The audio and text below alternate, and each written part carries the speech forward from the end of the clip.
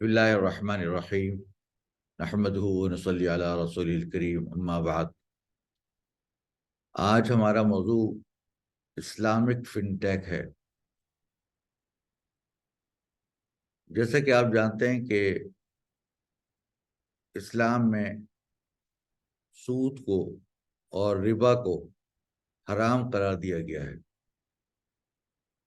اور کوئی بھی آدمی کسی کو قرضہ دے اور اس کے اوپر اضافی سود طلب کرے تو وہ ناجائز ہے۔ تو یہ جو سود ہے، یہ چاہے انسان اپنی ذاتی ضرورت کے لیے لے قرضہ، یا جو قرضہ ہو تجارتی ہو یا کمرشل ہو یا کارپوریٹ ہو یا کنزیومر ہو، ہر قسم کا قرضہ، ہر قسم کا لون جو کہ جس کے اوپر کوئی سود چارج کیا جائے، کوئی اضافہ طلب کیا جائے، تو وہ ناجائز ہے اور وہ انٹرسٹ کے زمرے میں آتا ہے۔ اس کا متبادل کیا ہے؟ اس کا متبادل ہے جائز تجارت۔ احل اللہ البیع وحرم الربا، کہ اللہ تبارک تعالیٰ نے خرید و فروخت کو جائز قرار دیا ہے اور ربا کو حرام قرار دیا ہے۔ اسلامک بینکنگ جو رائج ہے، اس میں اگر اس کو صحیح طریقے سے فالو کیا جائے، اور جیسے آئی آف ای کے اسٹینڈرڈس ہیں، شریعہ اسٹینڈرڈس ہیں، اس کو کمپلیٹلی فالو کیا جائے، تو اس صورت کے اندر یہ در حقیقت ایک اسلامی تجارت ہے کہ اس کے اندر جو ڈپازیٹر پیسے دیتے ہیں وہ مضاربہ کی بنیاد پر پیسے دیتے ہیں، اور جو بینک آگے انویسٹ کرتا ہے وہ مختلف جو موڈس آف فائنانسنگ ہیں شریعہ کمپلائنٹ، جیسے مرابحہ، اجارہ، مشارکہ، مضاربہ، سلم، استثناء، تجارہ، وکالت استثمار، اس طریقے سے آگے انویسٹمنٹ کر رہا ہوتا ہے۔ اب خواہ وہ ضرورت کوئی بھی ہو فائنانسنگ کی، خواہ کارپوریٹ کی ضرورت ہو یا ایس ایم ای کمرشل کی یا کنزیومر کی، یا جو بھی ضرورت مند ہو جس کو اپنے کسی بزنس کے لیے کوئی قرضہ چاہیے، تو فائنانسنگ چاہیے، تو اس صورت کے اندر یہ جو تجارتی موڈ ہے تو ان کے ذریعے سے ان کو فائنانسنگ پرووائڈ کی جاتی ہے جو شریعہ کمپلائنٹ طریقے ہیں، اور جس کو علماء کرام نے، جمہور علماء کرام نے، اکثر نے اس کو جائز کہا ہے۔ اور یہ تمام جو طریقہ کار ہیں یہ کوئی نئے طریقہ کار نہیں ہیں، بلکہ یہ ہمارے والد صاحب مدد علوم نے تحقیق کی تو خلافت عثمانیہ کے زمانے میں جو ریکارڈ ملتا ہے اس پہ بھی یہی طریقہ کار رائج تھے، اور دوسرے یہ ساری جو چیزیں ہیں، مرابحہ، اجارہ، سلم، استثناء، یہ سارے شرکت، مضاربت، یہ ہماری تمام کلاسیکل اور جو قدیم کتب ہیں اور کتب حدیث اور کتب فقہ، اس کے اندر یہ تفصیل کے ساتھ ان کے احکامات موجود ہیں۔ اور چونکہ اسلام تمام کے تمام دین، ایک ضابطہ دین اور پورے دنیاوی ایک ضابطہ پرووائڈ کرتا ہے، ایک کس طریقے سے زندگی گزاری ہے، تو اس میں معاملات کے اندر بھی رہنمائی کرتا ہے کہ کون سے کام ہمیں کرنے چاہیے، کون سے نہیں کرنے چاہیے۔ اسی لیے اسلامک فائنانس وجود میں آئی تاکہ کسی طریقے سے سود سے یا سود جیسی اور بہت سارے حرام تجارتوں سے بچا جا سکے۔ عام طور پہ دو تین چیزیں ہیں جو کہ حرام ہوتی ہیں، ایک تو ربا ہوتا ہے، اور دوسرا میسر یعنی کہ سٹہ بازی اور اسپیکولیٹو ٹرانزیکشن، اور تیسری ہے غرر یعنی چانس کے سودے یا انسرٹن ٹرانزیکشن۔ یہ عام طور پہ حرام ہوتے ہیں۔ یا عقود فاسدہ، کوئی ایسے عقود جو کسی شرائط کی وجہ سے یا بیع کے جو شرائط ہیں وہ پورے نہ ہونے کی وجہ سے یا ارکان پورے نہ ہونے کی وجہ سے جس وہ بیع نہیں ہوتی، تو اس صورت کے اندر بھی عقد فاسد ہو جاتا ہے۔ تو یہ چیزیں، اس سے جب بچ کر کام تجارت کی جاتی ہے تو وہ جائز تجارت ہوتی ہے، اور جس کا جاننا بہت ضروری ہے۔ اور ہم پہلے اس طرح کی پریزنٹیشن جو اسلامی بینکنگ کی اور اس کے مرابحہ وغیرہ اور جتنے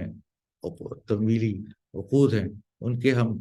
ساری پریزنٹیشن بنا چکے ہیں، اور وہ آلریڈی ہماری اس گرین ایڈ ٹیک کی جو ویب سائٹ ہے اس کے اوپر اپلوڈ ہو گئی ہے. تو جو چاہے تو اسلامی فائنانس کی وہ چیزیں حاصل کرنا، تو اس کے ذریعے سے وہ تعلیم حاصل کر سکتا ہے. آج جو ہم آپ کو بتا رہے ہیں وہ اسلامک فنٹیک کے بارے میں بتا رہے ہیں کہ فنٹیک کی ضرورت کیوں پڑی، اور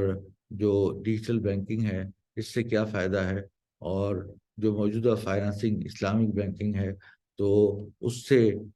اس کے مقابلے میں فنٹیک بہتر ہے یا نہیں ہے، یا آسان ہے یا نہیں ہے، یا زیادہ بہتر ہے، یا کیا صورتحال ہے، اس کے بارے میں ہم آج آپ سے بات کرنا چاہتے ہیں. آپ کو یہ معلوم ہوگا کہ جو موجودہ اسلامی بینکنگ ہے اس کا جو میں نے آپ کو بات بتائی کہ اس میں ربا سے اور سود سے اور قمار سے اور میسر سے اور غرر سے، ان تمام چیزوں سے اور عقود فاسدہ سے تو احتراز اور اجتناب کر لیا جاتا ہے، اور وہ حلال ٹرانزیکشنز ہوتی ہیں. لیکن ایک اور چیز ہے، اس کو ہم کہتے ہیں مقاصد شریعت، یعنی آبجیکٹیوز آف شریعت، کہ شریعت کیا چاہتی ہے. ایک چیز ہوتی ہے کہ کسی چیز کا حلال و حرام ہونا، اور ایک چیز یہ ہے کہ حلال و حرام تو ہو گئی کہ کوئی چیز حلال ہے اور یہ حرام ہے اور آپ نے حلال پہ عمل کر لیا، لیکن ایک ہے کہ افضل کیا ہے، بہتر کیا ہے. بہتر ایسی چیز ہونی چاہیے جو پوری دنیا کے لیے فائدہ مند ہو. بے شک اسلامک بینکنگ میں فائدہ تو حاصل ہو رہا ہے، ایک تو حلال بھی ہے اور دوسرا ایک ایسٹ بیسڈ بھی ہے جس کی وجہ سے انفلیشن نہیں ہوتا. لیکن اس کے باوجود مزید اس کا افادہ اس وقت ہوگا کہ جب اس کو ہم مزید اس کو غور کریں گے کس طریقے سے اس کو زیادہ فائدہ مند بنایا جا سکتا ہے. ان میں سے بعض حضرات اور ہمارے علماء کرام یہ بتاتے ہیں کہ اگر صحیح طریقے سے ٹرو طریقے سے مشارکہ اور مطالبہ کیا جائے ایسٹ سائڈ پہ بھی اور ڈپازٹ سائڈ پہ بھی، تو اس صورت کے اندر جو صحیح طریقے سے اسلامی بینکنگ ہو سکے گی، اور زیادہ اس کا فائدہ جو ایک معاشرے کو ہوگا اور عوام الناس کو ہوگا یا عامت الناس کو ہوگا وہ زیادہ ہوگا. کیونکہ ابھی جو زیادہ پروفٹ ہوتا ہے تو وہ زیادہ کارپوریٹس کو ہوتا ہے، یا آلریڈی جو مالدار لوگ ہوتے ہیں ان کو فائدہ ہوتا ہے، لیکن غریبوں کو اتنا زیادہ فائدہ نہیں ہوتا. پہلے کی بنسبت جو لوگ تھے جن کے پاس کوئی انویسٹمنٹ کا کوئی ذریعہ نہیں تھا، کوئی حلال ذریعہ نہیں تھا، تو ان کے لیے تو اب متبادل ہو گیا. بہرحال ان کے لیے فیسلٹی اسلامی بینکوں کی آ گئی. اسی طریقے سے وہ لوگ جو پہلے سود سے کے کاروبار نہیں کرنا چاہتے تھے اور وہ اپنی تجارت کے اندر کوئی فنڈ لینا چاہتے تھے، فائنانسنگ کروانا چاہتے تھے، تو وہ اسلامی بنیادوں پہ اب وہ ہو گئی، وہ ایک فائدہ الحمدللہ حاصل ہوا اللہ کے فضل و کرم سے. لیکن ہمیں یہیں پر نہیں رکنا بلکہ مستقل آگے بڑھتے رہنا ہے. اور اس کے بڑھتے رہنے کے لیے دو تین صورتیں ہیں کہ جو کہ میں آپ کو سامنے رکھنا چاہتا ہوں، جس کے ذریعے سے اسلام کے جو آبجیکٹیوز ہیں شریعت کے وہ اور زیادہ بہتر طریقے سے سامنے آئیں گے. اور وہ آبجیکٹیو کیا ہے؟ بیسیکلی آبجیکٹیو یہ ہیں کہ جو تقسیم دولت ہے، دولت کی جو تقسیم ہے وہ منصفانہ اور فیئر بیسس پہ ہونی چاہیے. یہ تو قرآن کریم میں کہہ دیا گیا کہ سارے لوگ اکٹھے برابر نہیں ہو سکتے، اور سارے لوگ غریب ہو جائیں، سارے لوگ امیر ہو جائیں، بلکہ تفریق تو رہے گی. نحن قسمنا بینہم معیشتہم فی الحیات الدنیا ورفعنا بعضهم فوق بعض درجات، کہ ہم نے تقسیم کیا ہے دولت کو ان کے درمیان، ان کی معیشت کو، تاکہ کچھ لوگ اوپر رہیں کچھ لوگ نیچے رہیں. لیکن یہ جو اوپر نیچے کا جو فرق ہے یہ بہت زیادہ بڑا نہیں ہونا چاہیے، اور ایک فساد نہیں مچنا چاہیے کہ ایسا ہو کہ چند لوگ، یہ چند گروپ، یہ چند کمپنیاں جو ہے وہ تمام دنیا کی دولت کی برابر مالک بن جائیں. تو اس طرح نہ ہو. چنانچہ قرآن کریم میں فرمایا گیا کہ کئی لا یکون دولۃ بین الاغنیاء منکم، کہ تمہاری دولت جو ہے چند ہاتھوں میں مرتکز نہیں ہونی چاہیے. اب اس لحاظ سے اگر دیکھا جائے تو دو تین چیزیں ہیں جو کہ اسلامک بینکوں کو اپنانی چاہیے. ایک تو شرکت و مضاربت صحیح طریقے سے، مکمل طریقے پر، صحیح طریقے سے، یعنی صحیح طریقے کا مراد یہ کہ نیٹ پروفٹ کے اوپر شیئرنگ ہو، نہ کہ آپریٹنگ پروفٹ کے اوپر. اور اسی طریقے سے لیکن ہمارے ملک کے اندر مسئلے مسائل یہ ہیں کہ جو بہت سارے ادارے ہیں جن کو فائنانسنگ کر رہے ہوتے ہیں، تو ان کے جو کھاتے ہوتے ہیں ڈبل کھاتے ہوتے ہیں، کوئی وائٹ ہوتا ہے کوئی بلیک ہوتا ہے، تو اس کی وجہ سے وہ ڈیفالٹ کا اور دھوکہ دہی کا خطرہ ہوتا ہے، لہٰذا ان کے ساتھ صحیح معنوں میں پروفٹ لاس شیئرنگ نہیں ہو سکتی، لہٰذا ان کے ساتھ مرابہ اجارہ وغیرہ کیا جاتا ہے۔ لیکن اب اور بہت سارے طریقے جو کہ میں نے آپ کو بتایا کہ جب سے اسلامی فن ٹیک آئی ہے تو اس کی وجہ سے یہ چیزیں آسان ہو گئی ہیں۔ ایک تو صرف ضروری نہیں ہے کہ آپ کارپوریٹ کو فائنانسنگ کریں، بلکہ آپ اس میں چھوٹے جو ایس ایم ای فائنانسنگ ہے، اسمال اینڈ میڈیم انٹرپرائزز کی فائنانسنگ ہے، وہ آسان ہو گئی ہے۔ دوسرے اگر کسی کو مشارکہ یا مضاربہ کرنا ہے تو اس کے ڈاکیومنٹ وغیرہ، اس کو ڈاکیومنٹیشن کرنا، یہ تمام چیزیں اب مزید آسان ہو گئی ہیں۔ اسی طریقے سے اس کے اندر ٹرانزیکشن بہت ٹرانسپیرنٹ ہوتی ہے اور کوئک اور پرومپٹ ہوتی ہے، تو جس کی وجہ سے ٹرانزیکشن کا جو ٹرن اراؤنڈ ٹائم ہے، وہ اس کا جو پروسیس فلو ہے وہ بہت مختصر ہوتا ہے۔ پھر تیسرا یہ کہ ساری ٹرانزیکشن اس پہ اسٹینڈرڈائز ہوتی ہیں، اس پہ یہ نہیں ہوتا کہ جس کی وجہ سے غلطی کے چانس ہو کہ کوئی ڈاکیومنٹ پہلے سائن کر لیا کوئی بعد میں، کیونکہ وہ ایک سیریز کے ساتھ آٹومیٹیکلی وہ کلاؤڈ بیسڈ، وہ بلاک چین بیس اسٹینڈرڈ ڈاکیومنٹس ہوتے ہیں کہ جس کی بنیاد پر وہ ٹرانزیکشن ہو رہی ہوتی ہے۔ تو اس کی وجہ سے اس کے اندر ٹرانسپیرنسی بھی ہوتی ہے، اسٹینڈرڈائزیشن بھی ہوتی ہے، اور دوسرے آپ کاسٹ افیکٹو بھی ہوتی ہے۔ اس کے لیے آپ کو زیادہ ریسورسز ہائر نہیں کرنے پڑتے، کوئی آپ کو جگہ کرائے پہ لینی نہیں پڑتی، بلکہ وہ اپلیکیشن کے تھرو آسانی کے ساتھ وہ ٹرانزیکشن کر سکتے ہیں۔ کاغذ کا کوئی خرچہ نہیں، پین کا کوئی خرچہ نہیں، کسی آدمی کو رکھنے کا کوئی خرچہ نہیں، تو یہ ساری چیزیں آٹو پے ہوتی ہیں اور خود بخود وہ ٹرانزیکشن ہو جاتی ہیں اور بہت کم وقت پہ ہو جاتی ہیں۔ تو اس وجہ سے، اور پھر یہ کہ چونکہ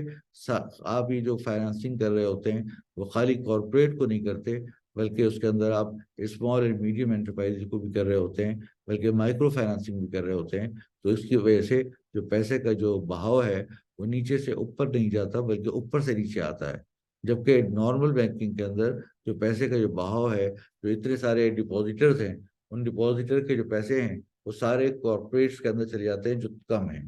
ڈپازیٹر زیادہ ہیں، ان سب کے پیسے سکڑ کے چند ہاتھوں میں چلے گئے، جو کہ ایک نارملی ایک اسلامک بینک میں، یہ کمرشل بینک کے اندر بھی ہوتا ہے، جو کہ اسلامی بینک میں جائز تو ہے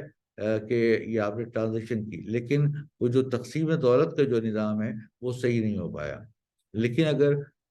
جو ہم فن ٹیک کے صحیح طریقوں کو استعمال کریں گے تو اس پر شرکت و مداربت بھی کر سکتے ہیں، جس کی وجہ سے بہت سارے جو ڈسٹریبیوشن آف ویلتھ ہے وہ فیئر بیسس پر ہوگی، اور دوسرا یہ کہ اس کے اندر یہ ہوگا کہ آپ کی جو ٹرانزیکشن ہوگی اس کے اندر فلو لیس، یعنی غلطی کے امکانات کم ہوں گے، جس کی وجہ سے وہ جو ٹرانزیکشن وائڈ ہو جاتی ہے، جس کی وجہ سے چیریٹی دینی پڑتی ہے یا تاخیر ہو جاتی ہے جس کی وجہ سے چیریٹی ہوتی ہے، یہ سب چیزوں سے بچا جا سکتا ہے۔ اور پھر یہ کہ چونکہ اس پہ ضروری نہیں ہے کہ کمپنی کے ساتھ کی جائے، بلکہ اسمال اینڈ میڈیم انٹرپرائز یا چھوٹے موٹے کاروبار والے حضرات ان کے ساتھ بھی کی جا سکتی ہے، یا کنزیومرز کے ساتھ بھی کی جا سکتی ہے، تو لہٰذا اس کے اندر اور چونکہ اس میں افراد کا استعمال کم ہوتا ہے، یعنی کہ اگر آپ نارملی یہ ہوتا ہے کہ اگر آپ کارپوریٹ فائنانسنگ کرتے ہیں تو اس صورت کے اندر آپ کو مثال کے طور پہ 1 بلین یا 2 بلین یا 1 ارب یا 2 ارب روپے قرضہ دینا ہے، اس میں 2 4 آدمی کارپوریٹ فائنانسنگ کے انوالو ہوئے اور انہوں نے سائن کیا اور اس کو پیسے دے دیے، تو اس پہ آپ کا خرچہ کم آیا۔ لیکن اگر آپ وہی 2 ارب اگر آپ ہزاروں لوگوں میں تقسیم کریں گے تو آپ کو بہت سارا اسٹاف رکھنا پڑے گا، بہت سارے کاغذات رکھنے پڑیں گے، بہت سارے ڈاکومنٹیشن کرنی پڑے گی، تو آپ کا کاسٹ زیادہ آ جائے گی۔ تو اس وجہ سے، لیکن جب سے فن ٹیک آیا ہے، چونکہ اس نے اس کو وداؤٹ پیپر، وداؤٹ ریسورسز کر دیا ہے، تو آٹومیٹیکلی یہ جب کام ہوگا تو بالکل اسٹینڈرڈائز بھی ہوگا، اور دوسرا یہ کہ اس کا اندر خرچہ بھی کم ہوگا، اور اس کا استفادہ جس طرح کارپوریٹ کر سکتے ہیں وہ نارمل کنزیومر بھی کر سکیں گے۔ تو یہ ساری بنیادی وجوہات ہیں کہ جس کی بنیاد پر ایک فن ٹیک کا نظام جو ہے وہ وجود میں آ رہا ہے، اور بہت تیزی کے ساتھ یہ گرو کر رہا ہے۔ اس لیے ضروری ہے کہ ہمیں اس کے جو نارمل فن ٹیک کا نظام ہے جو کہ سود پر مبنی ہے، تو اس کا متبادل اسلامک فن ٹیک کیا ہونا چاہیے وہ بھی سمجھنا چاہیے، تاکہ ہم اس کو فوراً کے فوراً اپلائی کر لیں، تاکہ ہمیں فرسٹ موورس ایڈوانٹیج بھی حاصل ہو، اور دوسرا یہ کہ ہمارے پاس فوری طور پر اس کو متبادل آ جائے، تاکہ ہم مسلمانوں کو، یہ جو بھی لوگ اسلامی طریقے سے کرنا چاہتے ہیں، تو ان کو فوری طور پہ اس کا شرعی متبادل مل جائے۔ تو اس مقصد کے لیے ہم نے ایک سیریز شروع کر رہے ہیں کہ جس کے اندر ہم اسلامک فنٹیک کے بارے میں آپ کو مختلف چیزوں کو بتائیں گے کہ کس طریقے سے اس کو کیا جا سکتا ہے، اور اس پہ کیا کیا طریقہ کار ہم اس کے اندر اپنائے جا سکتے ہیں اسلامک فنٹیک کے، اور اس کے اندر مختلف اس کے جو اور پہلو ہیں وہ پہلو بھی انشاءاللہ آپ کے سامنے ڈسکس کریں گے۔ وآخر دعوانا الحمدللہ رب العالمین۔